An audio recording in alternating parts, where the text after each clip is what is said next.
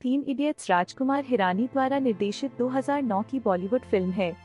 Film शैक्षणिक सफलता के दबाव, आत्म खोज और सामाजिक अपेक्षाओं पर जुनून को आगे बढ़ाने के महत्व जैसे विषयों की पड़ताल करती है। यह कठोर भारतीय शिक्षा प्रणाली की पड़ताल करने के लिए कॉमेडी, ड्रामा और भावनात्मक क्षणों के मिश्रण का उपयोग करता है। इसकी प्रासंगिकता और युवा छात्रों पर पड़ने वाले प्रभाव पर सवाल उठाता है। फिल्म में आमिर खान रेंचो के रूप में, आर माधवन फरहान के रूप में, शर्मन जोशी राजू के रूप में, करीना कपूर पिया के रूप में और बोमन ईरानी वीरू सहस्त्रबुद्धे, जिन्हें वायरस के रूप में भी जाना जाता है, के रूप में हैं। कहानी की समीक्षा। कहानी फ्लैशबैक और वर्तमान घटनाओं के मिश्रण के माध्यम से बताई गई है, जो तीन इंजीनियरिंग छात्रों फरहान कुरैशी, राजू रस्तोगी और रेंचो के इर्द गिर्द घूमती है, जो प्रतिष्ठित imperial college of engineering (ICE) में पढ़ाई के दौरान करीबी दोस्त बन जाते हैं। इनमें से प्रत्येक पात्र शिक्षा प्रणाली, महत्वाकांक्षा और सामाजिक दबाव पर एक अलग दृष्टिकोण का प्रतिनिधित्व करता है। रेंचो के लिए वर्तमान समय की खोज।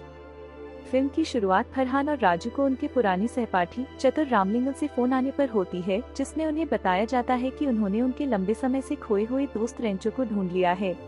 चतुर, उपनाम साइलेंसर, कॉलेज में उनका प्रतिद्वंद्वी था और रेंचो के साथ उसकी शर्त चल रही थी कि जीवन में कौन अधिक सफल होगा।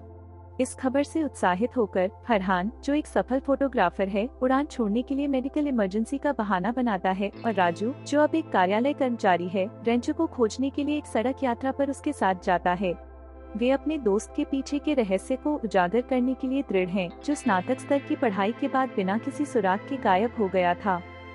जैसे ही दोस्त अपनी यात्रा शुरू करते हैं, कहानी उनके कॉलेज के दिनों की याद दिलाती है, जिससे उनकी गहरी दोस्ती का पता चलता है और रेंचो ने उनके जीवन को कैसे प्रभावित किया। कॉलेज जीवन और रेंचो की विचारधारा। कहानी अतीत में बदल जाती है, जहां फरहान, राजू और रेंचो इंजीनियरिंग स्कूल के पहले दिन मिलते हैं।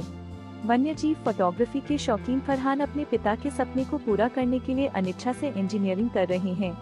एक गरीब परिवार से आने वाला राजू इंजीनियरिंग की डिग्री को अपने परिवार को गरीबी से बाहर निकालने का एकमात्र तरीका मानता है।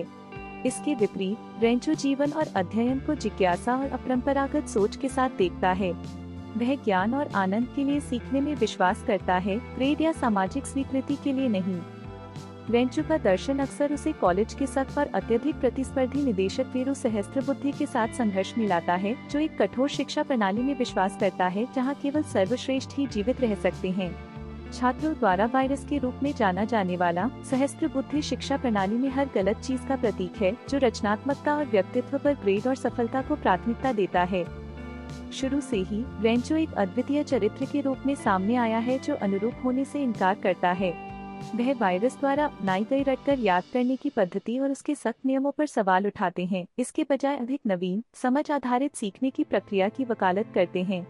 इसे एक यादगार दृश्य में उजागर किया गया है, जहां रेंचो एक मशीन की यांत्रिक परिभाषा को सरल, प्रासंगिक शब्दों में समझाकर उसका मजाक उड़ाता है। वायरस रेंचो की गैर अनुरूपता से प्रभावित होकर उसे नापसंद करने लगता है। फरहान और राजू पर रेंचो का प्रभाव। वायरस की अस्वीकृति के बावजूद रेंचो अपने करिश्मा, प्रतिभा और पारंपरिक शिक्षा प्रणाली के प्रति विद्रोही रवैये के कारण छात्रों के बीच एक प्रिय व्यक्ति बन गया है। रेंचो का अपने दोस्तों फरहान और राजू पर प्रभाव कहानी का एक महत्वपूर्ण पहलू बन जाता है। फरहान, जो गुप्त रूप से एक वन्यजीव फोटोग्राफर बनने का सपना देखता है, रेंचो की बदौलत अपने जुनून को आगे बढ़ाने का साहस पाता है। रेंचो बार बार फरहान से कहता है कि वह किसी और के सपने को जीने के बजाय अपने दिल की सुने और वह काम करे जिससे उसे खुशी मिलती है। इसका समापन एक शक्तिशाली दृश्य में होता है, जहां फरहान अपने पिता से फोटोग्राफी के प्रति अपने जुनून के बारे में बताते हैं। हैरानी की बात यह है कि अंततः उसके पिता मान गए और फरहान को अपने सपने को पूरा करने की अनुमति दे दी। इसी तरह रेंचो राजू को उसके डर और असुरक्षाओं से उबरने में मदद करता है। राजू, जो अपनी वित्तीय पृष्ठभूमि के कारण असफलता को लेकर हमेशा चिंतित रहता है, इंजीनियरिंग में सफल नहीं होने पर अपने परिवार का भरण पोषण नहीं कर पाने के डर से पंगु हो गया है।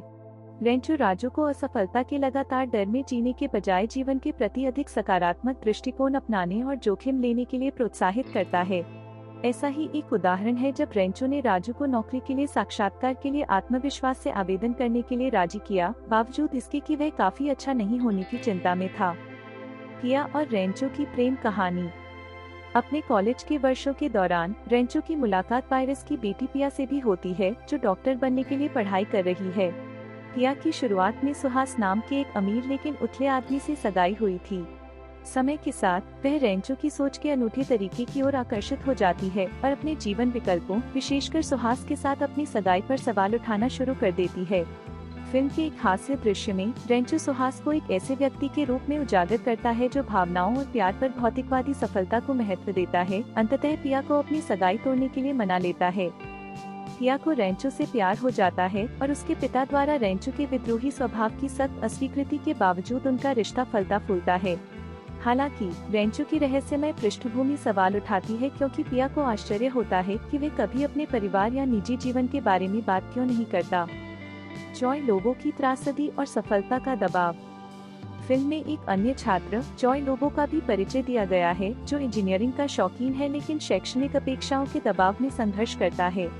वायरस द्वारा निर्धारित कठोर समय सीमा को पूरा करने में उसकी असमर्थता के दुखद परिणाम होते हैं।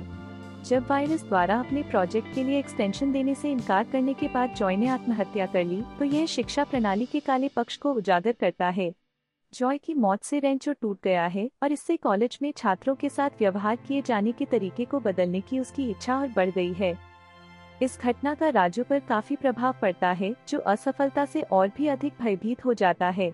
उसका डर इस हद तक बढ़ जाता है कि जब वायरस उसे अपमानित करता है और उसे कॉलेज से निकालने की धमकी देता है, तो राजू आत्महत्या का प्रयास करता है। सौभाग्य से वह बच जाता है और रेंचो और फरहान के समर्थन से अपने डर पर काबू पाना और जीवन के प्रति अधिक आशावादी दृष्टिकोण अपनाना सीखता है। चरमोत्कर्ष, वायरस की चुनौती और पिया की मदद। जैसे जैसे रेंचो की वायरस के साथ प्रतिद्वंद्विता बढ़ती जाती है, वायरस राजू को असफल करने के लिए लगभग असंभव परीक्षा आयोजित करता है। हालांकि पिया, जो अब रेंचो से बहुत प्यार करती है, अपने पिता के कार्यालय से परीक्षा के पेपर चुराकर दोस्तों की मदद करती है। वायरस उन्हें पकड़ लेता है, लेकिन एक आश्चर्यजनक मोड़ में जब पिया की बहन को प्रसव पीड़ा शुरू होती है, तो वह विचलित हो जाता है।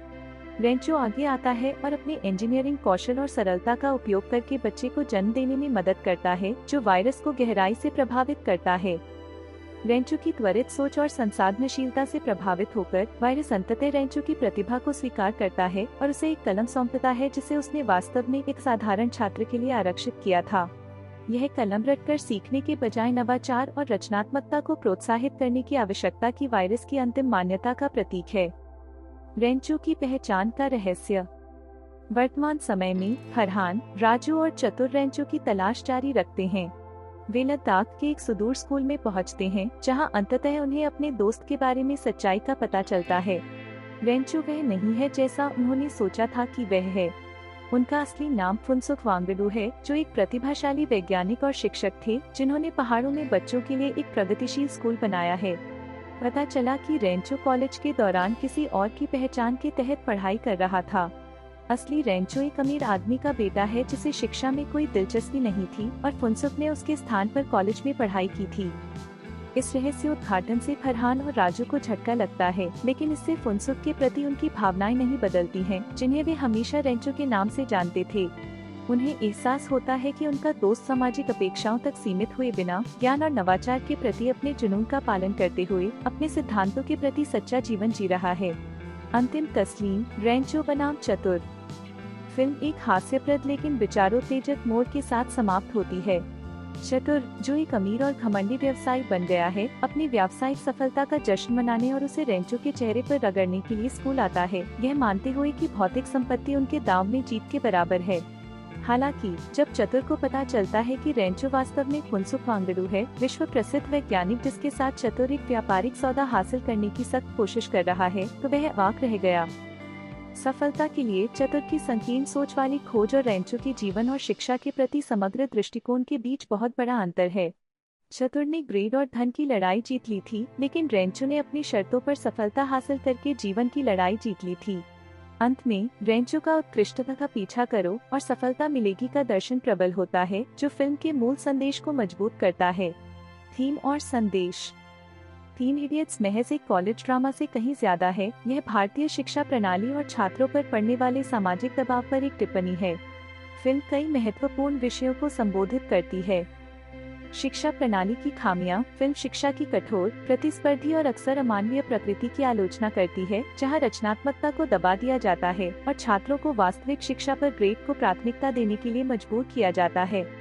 फिल्म अधिक छात्र केंद्रित दृष्टिकोण का तर्क देती है, जहां जिज्ञासा, नवीनता और जुनून को महत्व दिया जाता है।